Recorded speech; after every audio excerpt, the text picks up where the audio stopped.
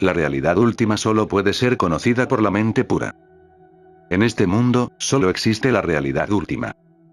Por lo tanto, quien ve los muchos en este mundo vagará de muerte en muerte. Quedará atrapado en el ciclo interminable de nacimiento y muerte. El alma, que es del tamaño de la punta del pulgar, reside en el cielo del corazón en el medio del cuerpo. Es el gobernante del pasado, presente y futuro.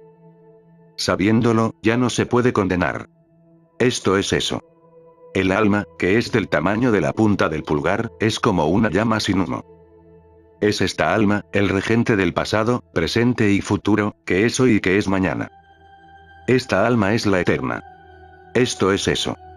Incluso cuando el agua de lluvia que cae sobre un pico alto fluirá a muchos lugares diferentes en la montaña, el hombre que adora a dioses y demonios que están dotados de diversas naturalezas, pensando que son diferentes a las divinas, continuará persiguiéndolos. Vagará perdido en sus reinos buenos o malos y en las especies superiores e inferiores. Nachiketa, del linaje del sabio Gautama.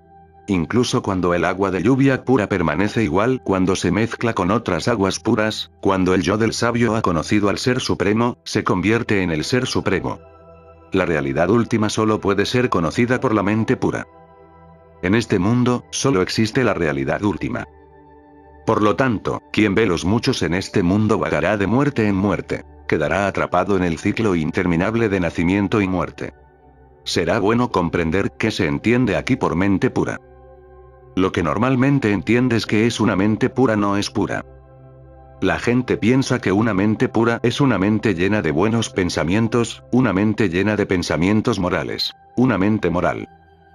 La gente piensa que una mente pura está libre de todo lo que consideras malo o inmoral, pero en los Upanishads incluso esta supuestamente moral se considera impura según los Upanishads. Una mente pura es una mente que no tiene malos pensamientos ni buenos pensamientos, que no es moral ni inmoral, ni shub, ni bueno, ni asub, malvado, donde todas las ondas del pensamiento han desaparecido. Mientras haya pensamientos en la mente es impura. Las mentes del llamado santo o del llamado pecador son igualmente impuras, pero la impureza en la mente del pecador son malos pensamientos y la impureza en la mente del santo son buenos pensamientos. El sabio es aquel que es puro de mente. No hay buenos pensamientos ni malos pensamientos. Esto parece un poco complejo porque piensas que los buenos pensamientos indican la presencia de pureza. Pero los buenos pensamientos también son un elemento extraño. Un buen pensamiento también crea ondas en la mente, un buen pensamiento también crea una perturbación en la mente, un buen pensamiento también crea un límite a la mente. Una mente es pura solo cuando no hay elementos extraños en ella. Por ejemplo, un ladrón está parado frente a un espejo. El espejo es impuro porque el ladrón se refleja en él. Pero, de hecho, el espejo también es impuro cuando un santo está frente a él y se refleja en él. El espejo es puro solo cuando no hay nada frente a él. De la misma manera, el sabio no es ni santo ni pecador. El sabio es totalmente diferente de ambos. El concepto upanishadic del sabio es muy profundo. Este concepto de pureza es muy sutil. Que la mente es impura mientras haya una sola onda de pensamiento que surja en ella. Cuando la mente no tiene ondas y se ha vuelto vacía, el espejo no tiene ningún reflejo. Cuando el deseo de hacer el bien o el mal desaparece, no queda ningún deseo. El pecado o la virtud no llenan la mente, el egoísmo o el desinterés no llenan la mente, y cuando nada ocupa la mente se vuelve ilimitada, ilimitada. Entonces la capacidad de la mente está ahí en su estado puro. Entonces no queda nada sobre lo que reflexionar, sobre lo que pensar. Entonces es solo un espejo vacío. Los Upanishads dicen que cuando la mente se vuelve solo un espejo y cuando no hay reflejo, imagen, sombra en ella, entonces con esta mente uno puede conocer la realidad última. Esta es la diferencia entre religión y moralidad. Según la moral, la mente buena es pura, y según la religión, la mente vacía es la mente pura. Para ser moralista, no es necesario ser religioso. Incluso un ateo puede ser muy moral, y muy a menudo es más moralista que teísta. En comparación con la India, la Unión Soviética es mucho más moralista y la Unión Soviética es un país ateo. No hay tanto robo y corrupción, no hay tanto adulterio. Un ateo puede ser muy moralista, y el hecho es que para un ateo no hay otra alternativa que ser moralista, porque no puede ser religioso.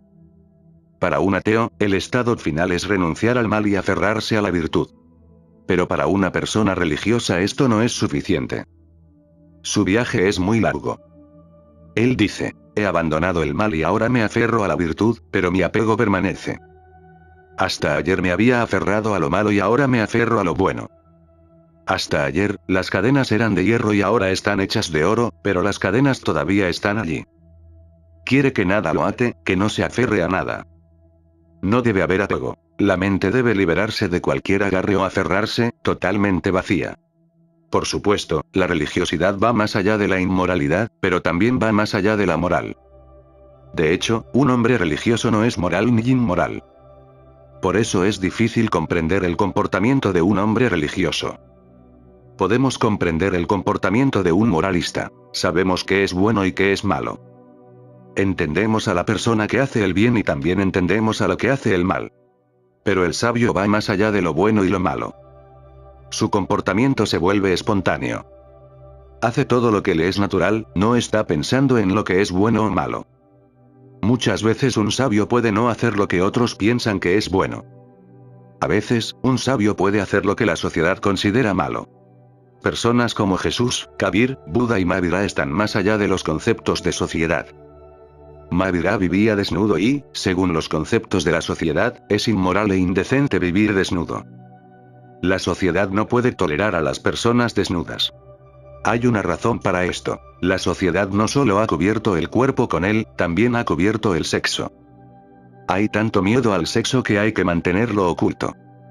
Los genitales de un hombre desnudo están expuestos, por eso a la sociedad no le gusta la desnudez y la considera algo inmoral. Mahavira se fue desnudo. Esto fue muy objetable. Fue golpeado, apedreado y expulsado de todos los pueblos y ciudades. Le arrojaron piedras, fue condenado en todas partes. También estaba en silencio. Estaba desnudo y en silencio. No habló, no explicó por qué estaba desnudo, cuál era el propósito de estar allí desnudo. Se convirtió en un misterio, era difícil para la gente entenderlo. La desnudez de Mahavira no fue inmoral, pero al mismo tiempo es difícil decir que la desnudez de Mahavira fue moral. La desnudez de Mahavira fue espontánea, tan inocente como la de un niño. No fue moral ni inmoral. Mahavira se había vuelto tan inocente y simple que no había nada que ocultar. Si alguien tiene que esconder o encubrir algo, entonces es una persona complicada. Cualquiera que quiera esconder algo todavía tiene cierta complejidad dentro de él. Mahavira se había vuelto inocente y su inocencia llegó al extremo de renunciar al uso de la ropa. Pero la sociedad común pensará que la desnudez de Mahavira es inmoral. Es muy difícil entender que Mahavira es un sabio. Cuando Jesús pasaba por un pueblo, una prostituta se arrojó a sus pies. Las lágrimas comenzaron a fluir de sus ojos, así que le lavó los pies con lágrimas. Los moralistas de ese pueblo decían que no era correcto que una prostituta tocara a Jesús. Jesús dijo, nunca antes nadie me había tocado los pies con tanta reverencia como esta mujer. La gente me ha lavado los pies con agua, pero esta mujer los ha lavado con las lágrimas de su propia alma. Este fue uno de los muchos cargos contra Jesús por el que fue crucificado. Esto iba en contra del concepto general de moralidad de su sociedad. Una mujer fue llevada ante Jesús porque era una adúltera, y de acuerdo con la ley judía, una mujer que comete adulterio debe ser apedreada hasta la muerte. Jesús se estaba quedando fuera del pueblo, así que la gente fue allí y le dijo, está probado sin lugar a dudas, que esta mujer es una adúltera, y ella también lo ha confesado. Las escrituras antiguas dicen que es correcto y legal apedrearla hasta la muerte. ¿Qué dices? Jesús dijo, las escrituras son correctas, pero solo aquellas personas que tienen derecho a apedrearla nunca han cometido adulterio o ni siquiera han pensado en hacerlo. Ahora puedes recoger las piedras. Pero no había una sola persona que no hubiera cometido adulterio o que ni siquiera hubiera pensado en ello. Todos los líderes, eruditos y jefes de la sociedad que se habían reunido allí silenciosamente dieron un paso detrás de la multitud. Las personas que habían traído piedras con ellos simplemente las dejaron caer y regresaron al pueblo. Pero esto también era un cargo contra Jesús, que había salvado a una adúltera. El comportamiento de Jesús fue espontáneo, no puede limitarse al concepto ordinario de moralidad. Estaba haciendo todo lo que surgía espontáneamente en su conciencia. No le preocupaba si su comportamiento se ajustaba o no a las normas sociales. Es el moralista quien tiene que pensar de esta manera. Una persona religiosa, espiritual es un fenómeno único. No significa que una persona religiosa se volverá inevitablemente inmoral. Su comportamiento está libre de moralidad e inmoralidad. A veces está de acuerdo con la moral y otras veces no está de acuerdo con la moral, pero a él no le preocupa. Siempre que piense que su comportamiento debe estar de acuerdo con algún concepto, entonces es falso e hipócrita. No viene de tu interior.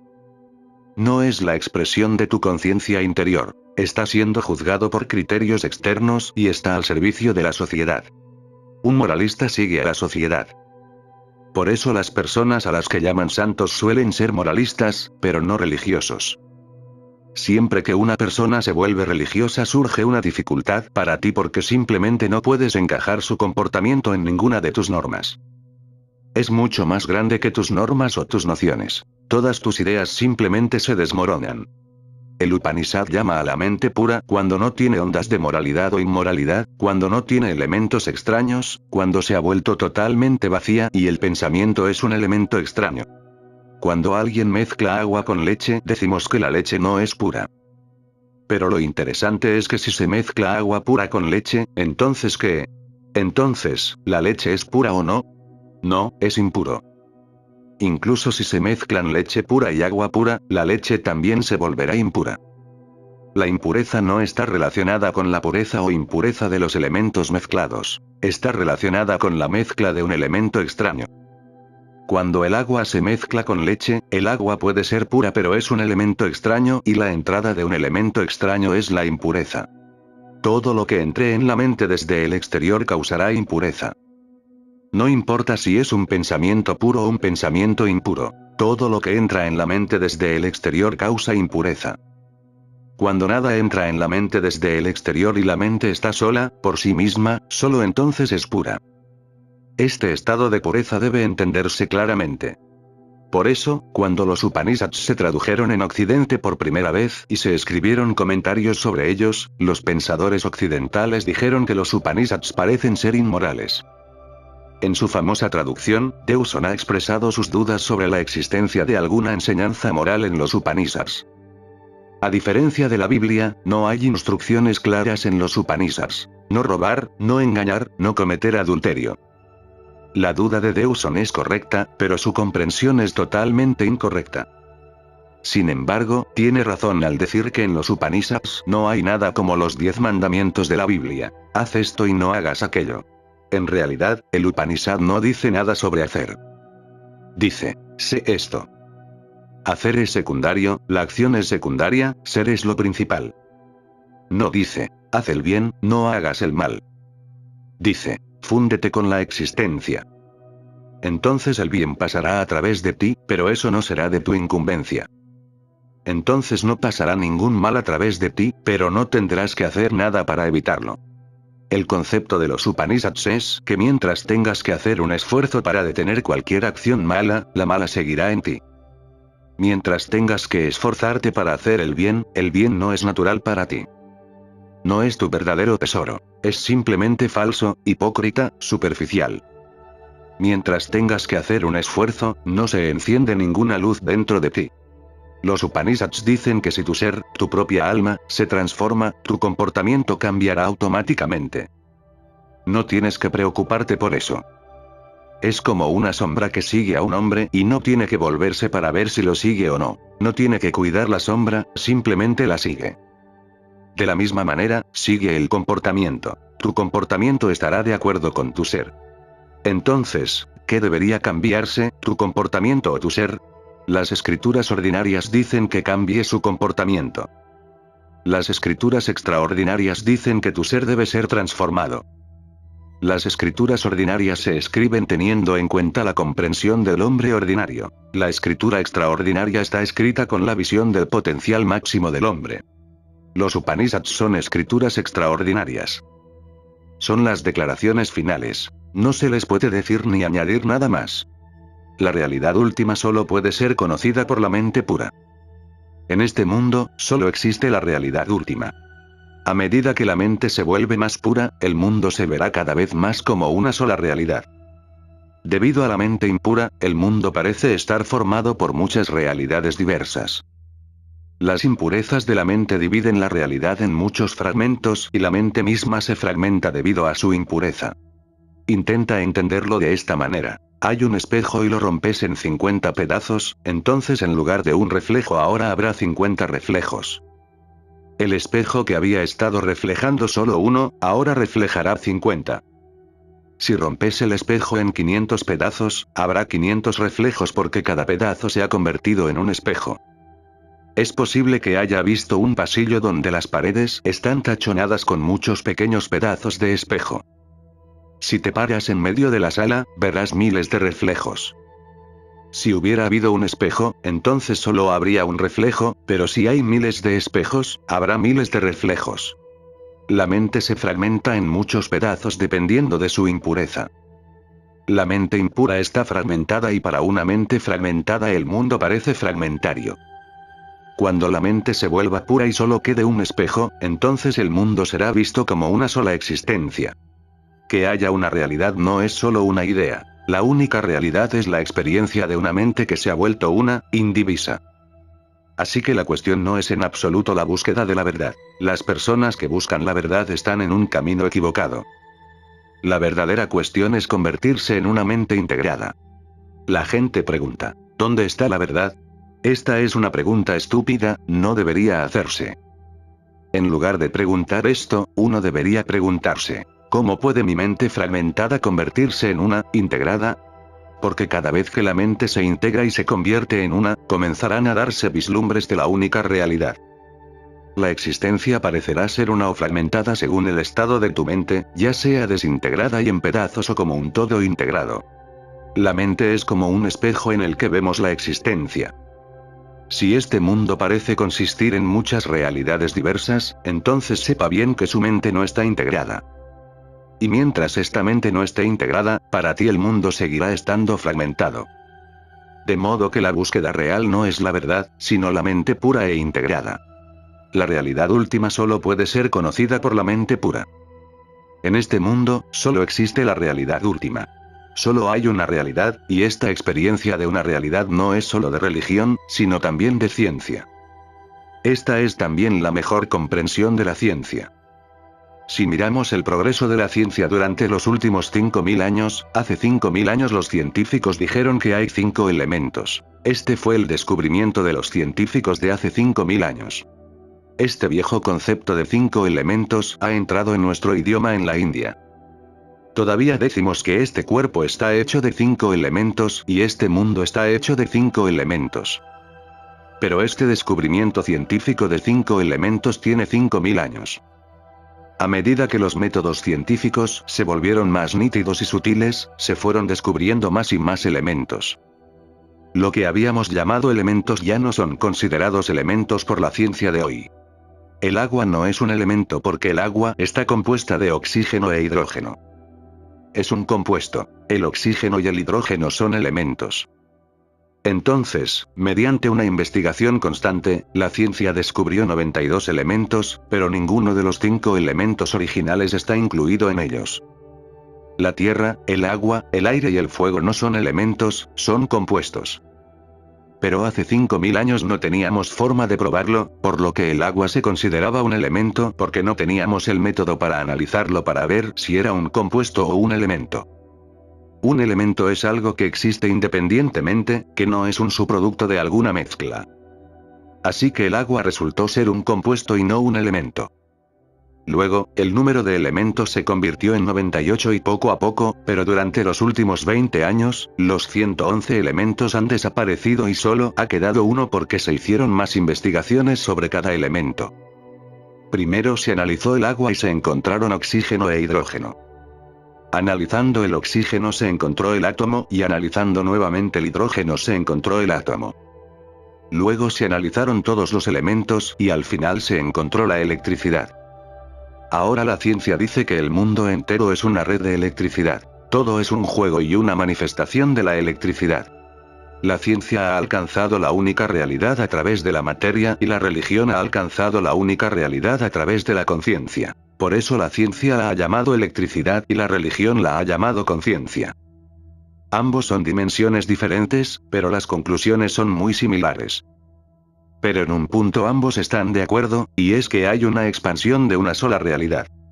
Pero no habrá transformación en tu vida a través de los experimentos de la ciencia. No te transformará ni te hará ninguna diferencia si los elementos son 111 o 5 o solo 1.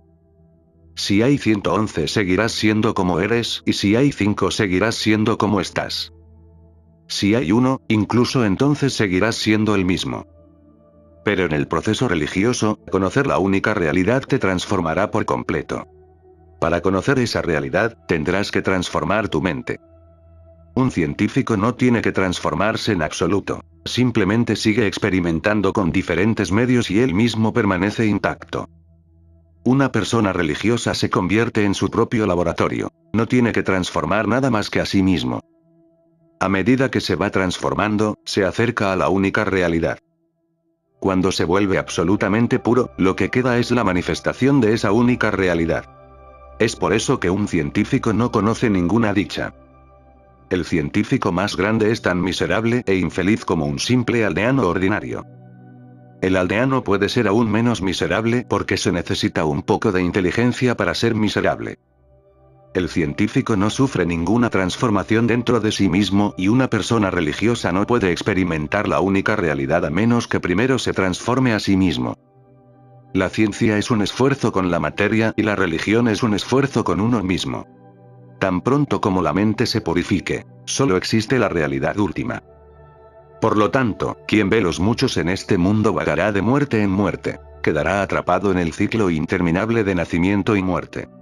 La causa de que nazcas y mueras una y otra vez es que no te has dado cuenta del gran océano que eres. Te ves a ti mismo como un pequeño manantial que sigue apareciendo y desapareciendo, pero el océano está eternamente ahí. Todo lo que crea que es usted mismo será su culminación. Si crees que eres una pequeña primavera, cuando llegue el verano te secarás y evaporarás. Entonces volverán a llegar las lluvias, volverá a llover y volverás a convertirte en un manantial. Tu primavera empezará a fluir de nuevo, pero en verano te secarás de nuevo. Seguirás existiendo y no existiendo. Este es el significado de pasar por el ciclo interminable de nacimiento y muerte. Pero si sabes que eres, el gran océano, es eterno. Nunca deja de ser y nunca vuelve a existir. No se vuelve grande ni pequeño. No se inunda ni se seca. Siempre permanece como está. Y nuestros océanos son muy pequeños. El océano de la conciencia es infinito, nunca puede ser menor ni mayor. Por eso los Upanishads han dicho, si eliminas el todo del todo, incluso entonces, lo que queda es el todo.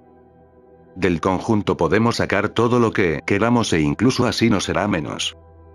Podemos agregarle el todo e incluso entonces no se habrá agregado nada porque el infinito significa que lo que sea que agregue o quite no hace ninguna diferencia. No se puede agregar nada y no se puede quitar nada. Uno que se ha visto a sí mismo como ese gran océano. Entonces hay dos pasos. El primer paso es la purificación de la mente. Tan pronto como la mente es pura, la realidad última se vuelve visible. Pero ojo, la presencia del otro sigue ahí. El primero es el que está viendo y el otro es el que se ve, pero el observador y lo observado siguen siendo dos. El segundo paso es que la mente purificada se disuelve porque tampoco es necesaria. El espejo no solo está roto, está completamente destruido. El espejo que había estado creando la separación entre los dos ya no está allí. Ahora solo queda uno. Pero ese no será conocido como tal. Es por eso que en la India lo hemos llamado el no dual porque llamarlo uno no es correcto. Solo se ha dicho esto, que no son dos. Porque si lo llamamos uno, puede surgir una pregunta de que puede haber otro. Tan pronto como decimos uno, entran los dos. Uno significa que el conteo de números ha comenzado, pero no dual significa que estamos ignorando los números por completo. Decimos que no se puede contar. No son dos, esto está claro. No estamos diciendo lo que es, solo estamos diciendo lo que no es. Esto debe entenderse. Cualquier afirmación positiva sobre la realidad última no puede ser cierta. Solo declaraciones negativas como neti, no esto, no aquello, pueden ser verdaderas. Solo podemos decir lo que no es, no podemos decir lo que es. Es tan vasto que no habrá palabras adecuadas para describirlo. Pero ciertamente podemos decir lo que no es. Lo que no es se puede decir, entonces decimos, no son dos. Decimos, no es infelicidad. Cuando alguien le preguntó a Buda, ¿habrá bienaventuranza en tu Mahaparinirvana? Buda dijo, esto no lo sé. Solo puedo decir que no hay miseria. Podemos negar. No podemos decir que es luz, solo podemos decir que no hay oscuridad. Esta forma de negación, esta vía negativa es muy original y muy básica. Siempre que haya que describir la realidad última, no puede decir, esto es, porque si indica hacia la realidad de esta manera, se volverá limitada. Si señalo con el dedo y digo, esta es la realidad última, entonces esto se convierte en una limitación. Todo lo que pueda indicarse con un dedo no puede ser ilimitado. La realidad última solo puede indicarse con el puño cerrado. Ningún otro gesto servirá. Todos los gestos son solo un pequeño apoyo para que los entiendas.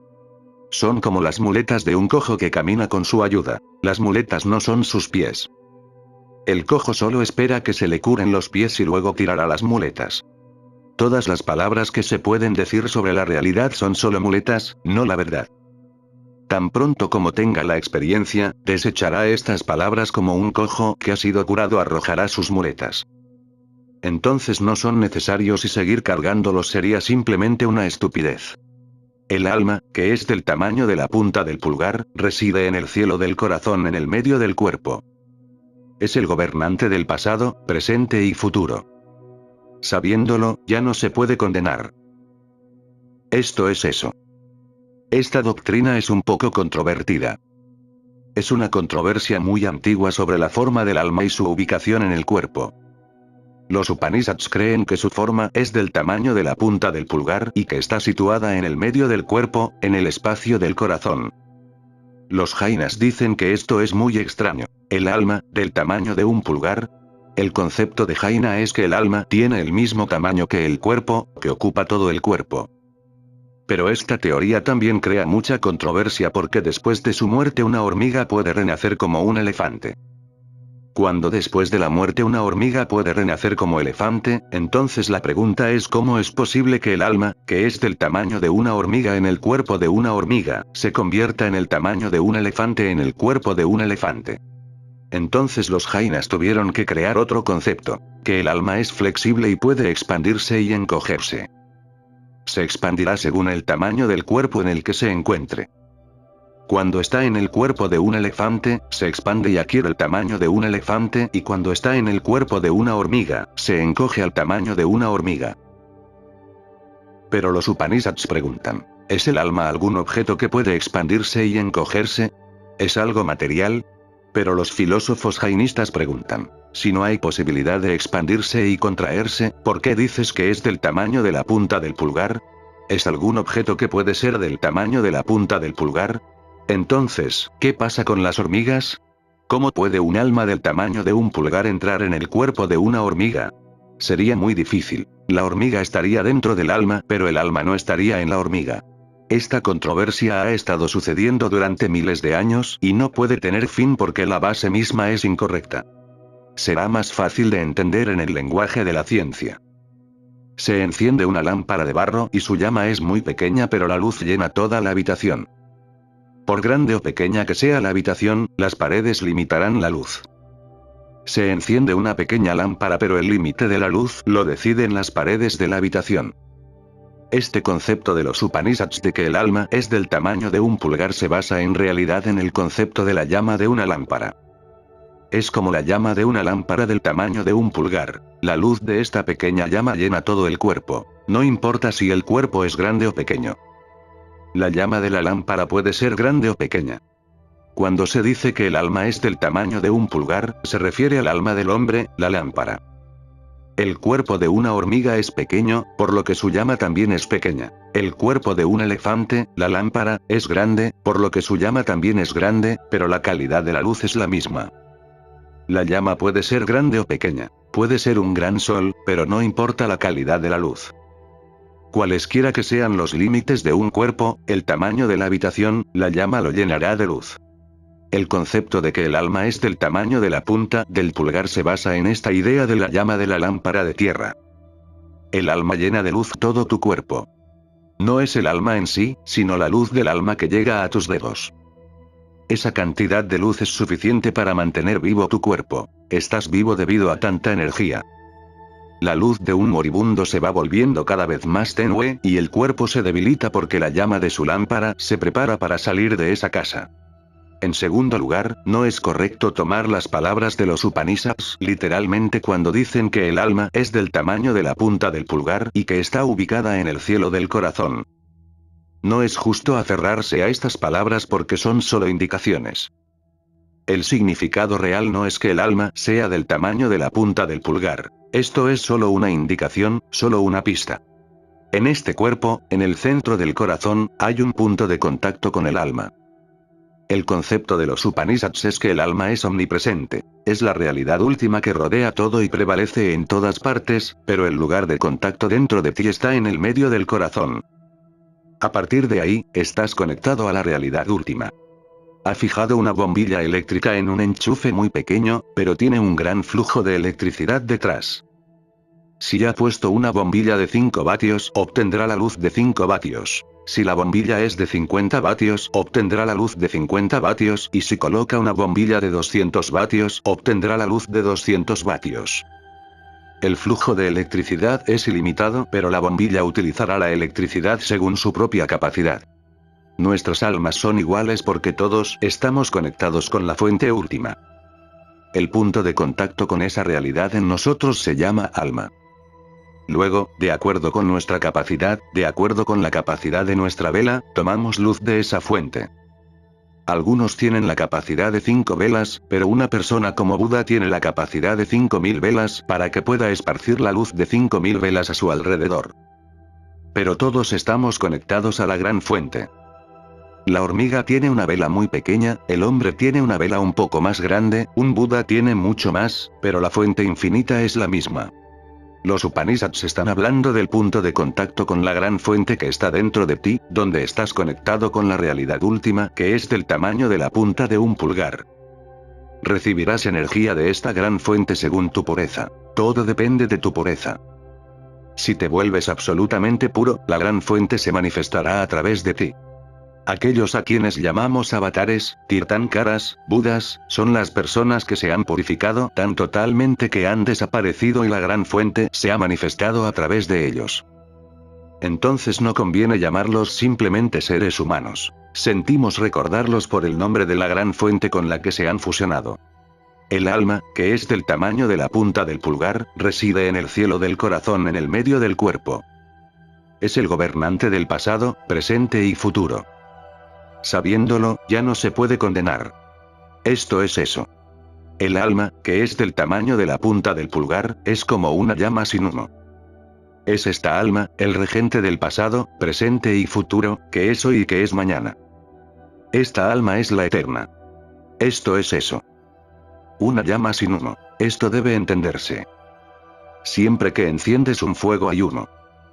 ¿Por qué sale humo de un incendio? ¿Cuál es el motivo del humo? ¿Es el fuego el responsable del humo?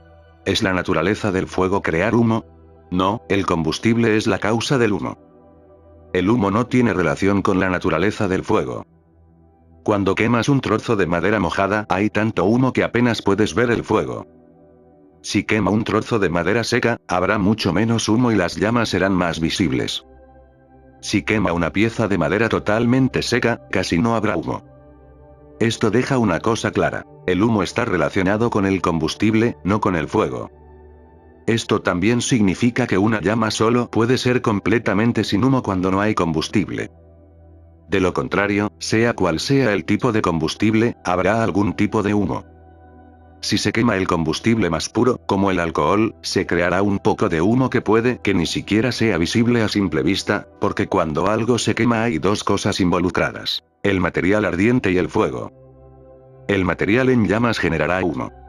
El humo es carbono, y siempre que algo se quema se crea carbono. Si pudiéramos descubrir un fuego sin humo. Es muy interesante que en los últimos 300 años todas las grandes instituciones científicas como la Royal Society, la Academia Francesa de Ciencias, la Asociación Estadounidense para el Avance de la Ciencia, la Academia de Ciencias de Rusia, todos han recibido cartas de miles de personas cada año que afirman haber descubierto un incendio que arderá sin combustible. Pero todas estas afirmaciones han resultado ser falsas. Esta es una búsqueda antigua. Y ahora países como Francia e Inglaterra han pedido a la gente que deje de hacer estas afirmaciones porque desperdicia mucho tiempo innecesariamente. Cientos de personas en este mundo han solicitado patentes alegando haber encontrado una fuente de energía que no necesita combustible, pero todas estas afirmaciones son falsas. El día que podamos encontrar una energía que no necesite combustible, habremos encontrado una gran fuente de energía. Todos los demás tipos de combustible quedarán obsoletos. Si seguimos quemando petróleo al ritmo que lo hacemos ahora, los científicos dicen que en 5000 años no quedará ni una gota. Y todo parece depender del petróleo, pero hay un límite de oferta. Hemos destruido los bosques quemando la madera y ahora lo estamos pagando porque no llueve. Hay erosión del suelo y la tierra es estéril. En Pakistán, nacen 5000 niños cada hora, y cada hora se destruye un acre de tierra. Los niños no traen consigo ni una pulgada de tierra y cada hora se pierde un acre debido a la erosión del suelo porque los bosques han sido talados. Los árboles estaban sujetando el suelo con sus raíces. Cuando no hay árboles no hay agarre en el suelo y comienza a desintegrarse. Si talas todos los bosques, toda la tierra se desintegrará y se convertirá en polvo porque las raíces de los árboles mantienen la tierra unida. No son solo los árboles los que se alimentan de la tierra también se apoya en los árboles. Los árboles se nutren constantemente del cielo y lo transmiten a la tierra. Cuando se eliminen los árboles, la tierra se volverá estéril. Así que se está realizando una gran búsqueda de ese combustible porque los bosques han sido talados y hay escasez de madera. Estamos sacando carbón de las minas y se está agotando. Estamos agotando el aceite. Un día, cuando se acabe todo el combustible, el hombre simplemente morirá. Ahora no puedes concebir cómo será cuando ya no haya aceite. ¿Cuál será entonces la condición del mundo? Los aviones no podrán volar y los automóviles no funcionarán. No es tan difícil en la India, pero la gente en Estados Unidos y Europa simplemente no puede imaginar una vida sin un automóvil. Es imposible. La vida parece simplemente imposible sin aceite. Es por eso que hay tantas personas excéntricas que hacen afirmaciones falsas de que han encontrado un combustible sin humo. Así que después de mucha consideración, muchos gobiernos han decidido ahora que no aceptarán estas solicitudes de patente porque no es posible crear un combustible sin humo. Pero los Upanishads dicen que la fuente de energía dentro del hombre es un combustible sin humo. La realidad última es un fuego sin combustible. Por lo tanto, no tiene humo, no sale humo de él. Puede pensar que esto es un poco difícil de entender, y si le pregunta a la ciencia médica, ellos tampoco estarán de acuerdo con esto. Dirán, estás vivo porque te alimentan los alimentos que comes. Si dejas de comer, tu vida terminará. Con el aliento estás ingiriendo combustible, entra oxígeno. Si el oxígeno no entrara, morirías. De muchas maneras estás ingiriendo combustible, entonces, ¿por qué llamas al alma interior una llama sin humo? Se necesita mucha investigación al respecto. Hay algunos ejemplos en este siglo. En siglos pasados hubo muchos ejemplos de personas que vivían sin comida, pero es difícil encontrar ejemplos de esto hoy. Pero aún así, hay algunas personas que viven de esta manera. Había una mujer en Europa llamada Therese Neumann, que vivió sin comer durante 30 años y no perdió un solo gramo de peso. La ciencia médica estaba desconcertada por su caso. Hubo una mujer en Bengala que murió en 1950, vivió sin comer durante 40 años. Estaba absolutamente sana, más sana que una persona sana normal. Nunca estuvo enferma, estuvo tan enérgica como una persona joven hasta el día de su muerte. Ella nunca perdió peso. Todo sucedió por casualidad. Su esposo murió, y debido al amor que sentía por él, ella se sintió tan infeliz que dejó de comer. Pero ella no murió por esta falta de comida. Por el contrario, se volvió cada vez más saludable. Solía enfermarse a menudo cuando dejó de comer por primera vez, pero después de dejar de comer, todas sus enfermedades desaparecieron. Ahora, en Occidente, se está desarrollando una nueva teoría que dice que comer es solo un hábito del hombre, no es una necesidad. Y no obtiene combustible de la comida, es solo un hábito, una adicción. Así como decimos que fumar o beber son adicciones, del mismo modo, algunos investigadores dicen que la comida también es una adicción. No es la necesidad del hombre, el hombre puede vivir sin comida. En las escrituras jainas se dice que antes de los días de su primer Tirthankara, Rishabhadev, la gente solía vivir sin comida. Esta historia podría ser cierta. Fue Rishabhadev quien por primera vez comenzó a comer, por lo que podría ser la primera persona en crear nuestro hábito de comer. Quizás la gente había empezado a olvidar el arte de vivir sin comida y así se descubrió comer comida. Vivir sin comida depende de cierto arte de respirar. Pero aún así, queda una cosa. Esas dos mujeres estaban respirando y respirar puede darte sustento. Un árbol ingiere comida con solo respirar, por lo que no hay razón por la cual un hombre no pueda ingerir comida con solo respirar. Te sorprenderá saber que la madera y las hojas de un árbol y sus frutos no provienen de la tierra. Más bien, se crean a partir de lo que absorben del cielo. Durante el siglo pasado, los botánicos hicieron muchos experimentos y se sorprendieron porque siempre se pensó que los árboles se nutrían de la tierra. Pero un científico plantó una raíz en una maceta y midió la tierra en ella. La planta empezó a crecer y se hizo bastante grande. Luego lo sacó y lo pesó y era mucho más pesado, pero la tierra en la olla tenía exactamente el mismo peso anterior. No hubo diferencia en eso. La pregunta es, ¿de dónde ganó peso la planta? El peso se tomó del aire, no de la tierra. De lo contrario, hay tantos árboles en la tierra que la tierra ya habría sido devorada por completo. Habría pozos vacíos por todas partes. Pero no, la tierra sigue igual. Si las plantas se nutren del cielo, si toman todas las sustancias que necesitan de los rayos del sol y del aire, ¿por qué no puede el hombre vivir sin comida? Y, por supuesto, el hombre vive a través de las plantas. Come sus frutos y granos y las plantas extraen del cielo y producen frutos.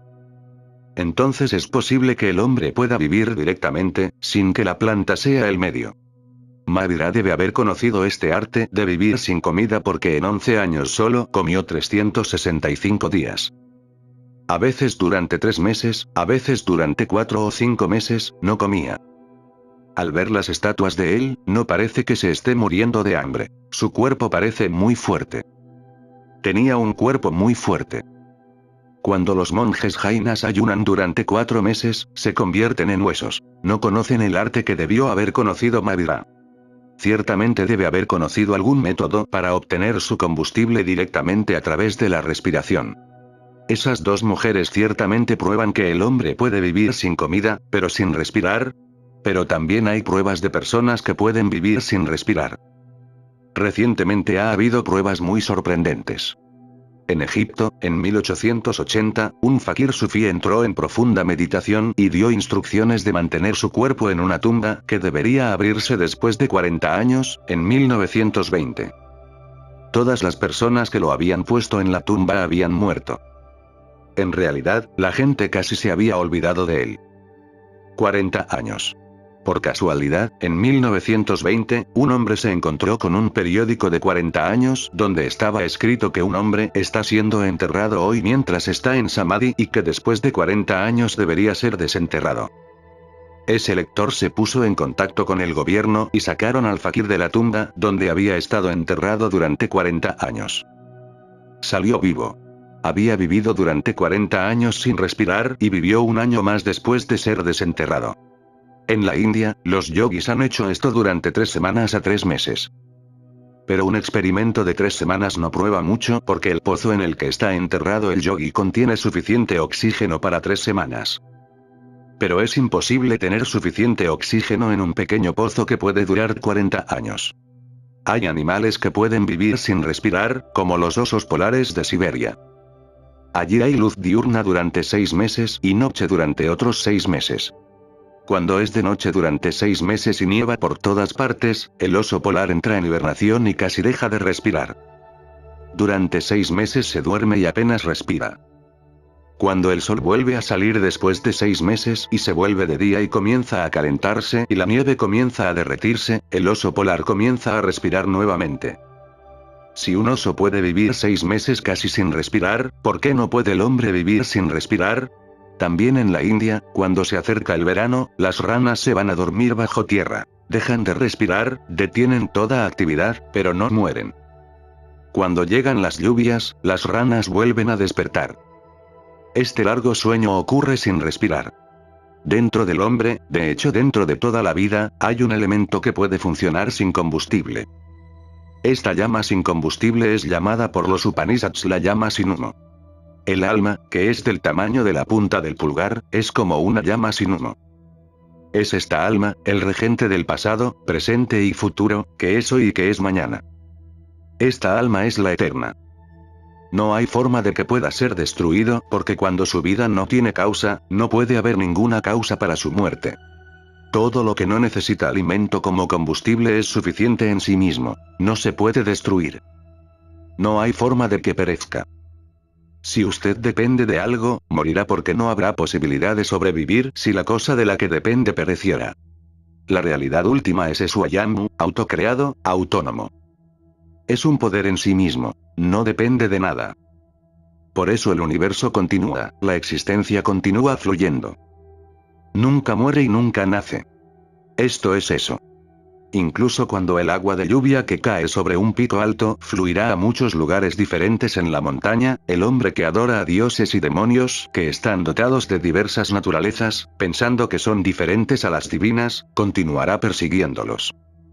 Vagará perdido en sus reinos buenos o malos y en las especies superiores e inferiores. Nachiketa, del linaje del sabio Gautama. Incluso cuando el agua de lluvia pura permanece igual cuando se mezcla con otras aguas puras, cuando el yo del sabio ha conocido al Ser Supremo, se convierte en el Ser Supremo. Hay dos formas de ver el mundo. Una es verlo como una realidad y la otra es verlo como compuesto por muchas realidades diversas. Quien lo ve como muchos es ciego, tiene la visión de un ciego.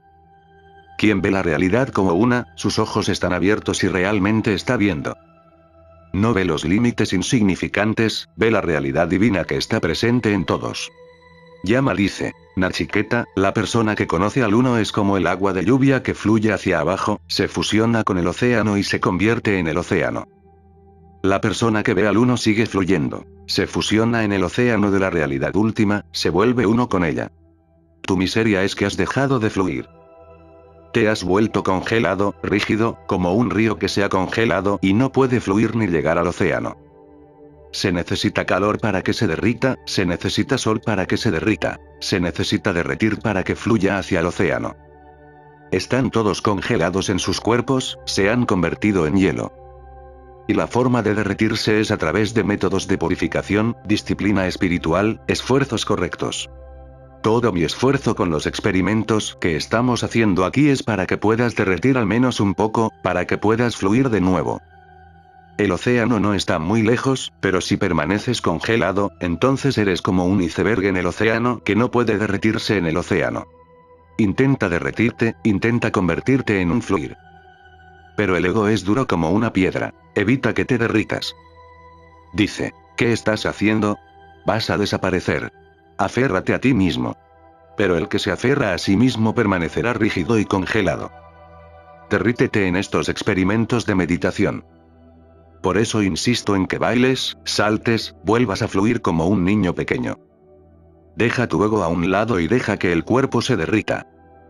Deja fluir la energía del cuerpo. No debe permanecer congelado. Ponerse caliente. Respire profundamente para que el oxígeno pueda golpear fuerte, grite fuerte para que el kundalini reciba un choque. Conviértete en fuego interior. El fuego se encenderá con una chispa de arranís y la pequeña llama que se esconde dentro de ti se convertirá en un fuego intenso. Cuando este fuego se enciende, mientras permanezcas como un ego, habrá algo de humo porque tú eres el combustible. Tan pronto como desaparezcas, el humo también desaparecerá, la llama sin humo. Y para quien ha experimentado la llama sin humo, no hay nada más que pueda experimentar. Ahora prepárate para la meditación.